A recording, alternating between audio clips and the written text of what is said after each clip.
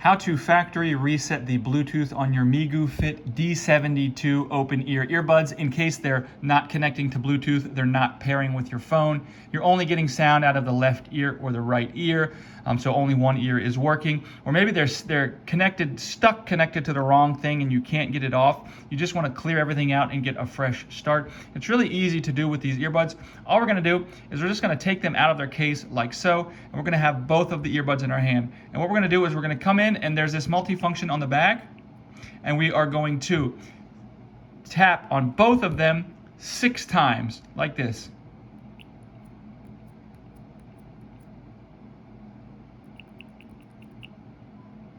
And if it works, there it worked. It didn't work the first time, it worked the second time. It'll light up. It goes through this little cycle. And just wait for it, wait for it, wait for it. And there it is. Now they've been reset, and you can go ahead and set these up as a new set of earbuds.